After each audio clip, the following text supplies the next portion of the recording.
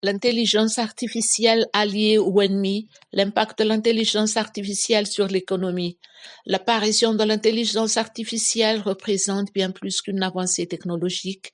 Elle marque une transformation profonde de la manière dont nous vivons, travaillons et interagissons avec nous-mêmes et avec notre environnement.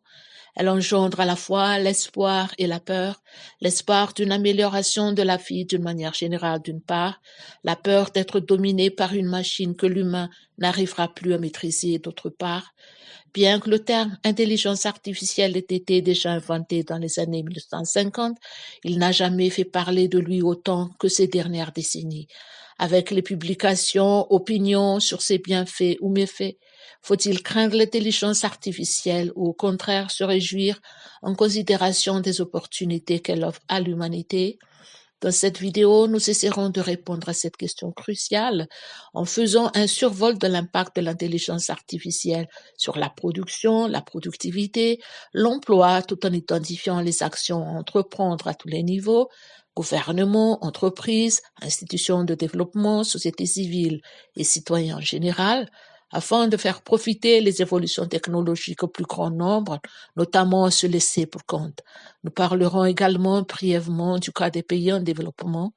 Mais avant d'entrer dans le vif du sujet, si vous aimez cette vidéo, n'oubliez pas de la liker et de vous abonner pour obtenir d'autres vidéos avec des analyses approfondies. Maintenant, passons à une brève mise en contexte de l'évolution de l'intelligence artificielle en retraçant les différentes évolutions technologiques ayant mené à la situation d'aujourd'hui. Voici donc quelques étapes clés dont la première correspond à la conférence de Dartmouth de 1956. C'est ici que tout a commencé. Des chercheurs se sont réunis pour discuter de la possibilité de créer des machines qui peuvent penser et apprendre comme des humains. Cette conférence a marqué le début officiel de l'étude de l'intelligence artificielle. La deuxième étape correspond à l'apparition des premiers programmes d'intelligence artificielle des années 1950-1960. Les premiers programmes ont été conçus pour résoudre des problèmes simples comme jouer aux échecs ou résoudre des équations mathématiques. Ces programmes pouvaient effectuer des tâches spécifiques, mais ils manquaient de flexibilité. La troisième étape coïncide avec l'apparition des systèmes experts des années 1970. Ces systèmes étaient des programmes capables de prendre des décisions dans des domaines spécifiques comme la médecine ou l'ingénierie. Mais, par exemple, un système expert pouvait aider les médecins à diagnostiquer des maladies en analysant des symptômes. La quatrième étape correspond à l'essor des réseaux neuronaux des années 1980. Les chercheurs ont commencé à s'inspirer du fonctionnement du cerveau humain pour créer des réseaux neuronaux. Ces réseaux peuvent apprendre à partir de données, ce qui a permis des avancées significatives dans l'apprentissage automatique. La cinquième étape est marquée par la victoire de Deep Blue en 1997. Un programme d'intelligence artificielle appelé Deep Blue a battu le champion du monde d'échecs Garry Kasparov. Cela a montré que les machines pouvaient exceller dans des tâches complexes et stratégiques. La sixième étape correspond à l'explosion du Big Data des années 2000. Avec l'augmentation massive des données disponibles sur Internet, les chercheurs ont pu développer des systèmes d'intelligence artificielle plus puissants. Ces systèmes peuvent analyser d'énormes quantités d'informations pour en tirer des conclusions. La septième étape voit les avancées en traitement du langage naturel des années 2010. Des modèles d'intelligence artificielle comme BERT et GPT ont été créés pour comprendre et générer du langage humain. Cela a permis de créer des assistants virtuels, des chatbots et d'améliorer la traduction automatique. La huitième et dernière étape voit les applications modernes de l'intelligence artificielle des années 2020 et au-delà. Aujourd'hui, l'intelligence artificielle est utilisée dans de nombreux domaines, comme la santé pour diagnostiquer des maladies, les transports avec les voitures autonomes et la finance pour détecter des fraudes. Elle continue d'évoluer, de transformer notre quotidien. Maintenant, parlons de l'intelligence artificielle et de son fonctionnement. Qu'est-ce que l'intelligence artificielle? Comment fonctionne-t-elle? L'intelligence artificielle désigne des systèmes informatiques conçus pour accomplir des tâches requérant normalement l'intelligence humaine, comme apprendre, raisonner ou prendre des décisions. Elle permet aux machines d'agir plus rapidement et de façon plus précise que les humains dans certaines situations. Dans la même foulée, parlons de l'intelligence artificielle générative, qui est une intelligence artificielle capable de générer du contenu, incluant texte, images ou musique à partir d'un langage naturel, prompt. Comment fonctionne-t-elle? Deux facteurs sont à la base des développements technologiques apportés par l'intelligence artificielle, une accumulation massive de données et une puissance de calcul en croissance exponentielle. La disponibilité croissante des données joue un rôle clé dans la formation et l'amélioration des modèles d'intelligence artificielle. En effet, plus un modèle est formé sur de données, plus il devient généralement performant. Maintenant, parlons du sujet qui nous intéresse ici, à savoir l'impact de l'intelligence artificielle sur l'économie. On entend souvent, ce qui est d'ailleurs prouvé dans les faits, que l'intelligence artificielle impacte positivement l'économie en ce sens que son utilisation contribue à l'accroissement du produit intérieur brut, PIB. Elle permet une augmentation de la productivité, la création d'emplois, tout en détruisant ou en remplaçant également des emplois. Maintenant, voyons l'impact sur le PIB.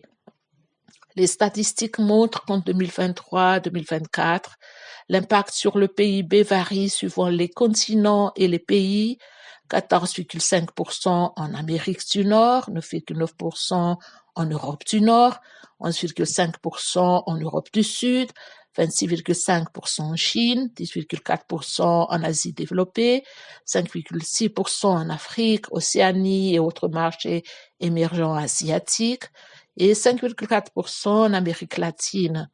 Globalement, il est estimé que l'intelligence artificielle contribuerait jusqu'à 15,7 milliards de dollars américains d'ici 2030.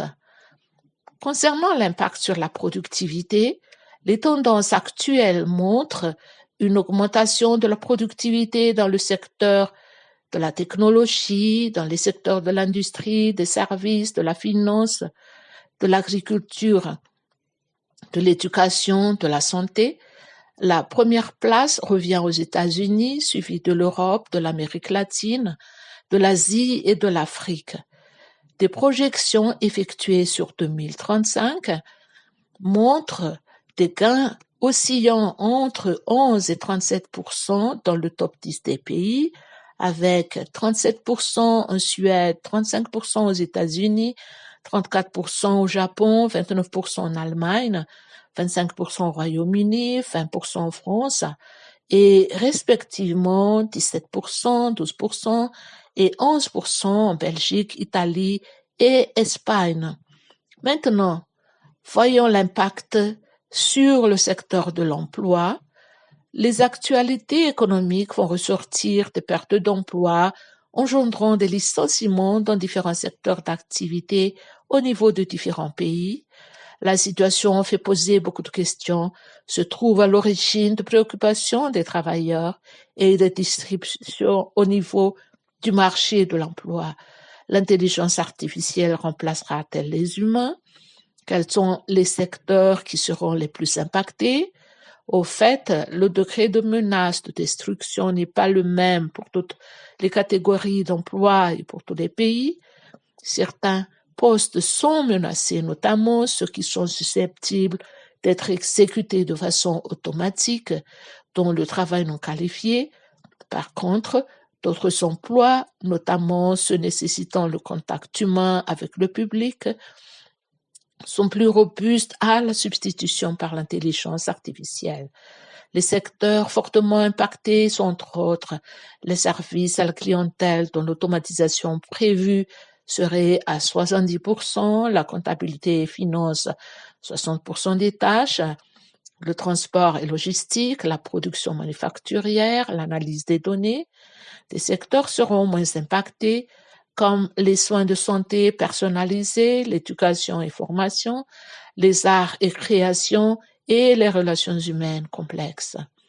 Serait-il possible de sécuriser l'emploi? Comment? L'intelligence artificielle ne remplace pas l'intelligence humaine, mais l'augmente. Par contre, les ressources humaines ont besoin d'être adaptées pour pouvoir répondre aux nouveaux besoins engendrés par l'intelligence artificielle.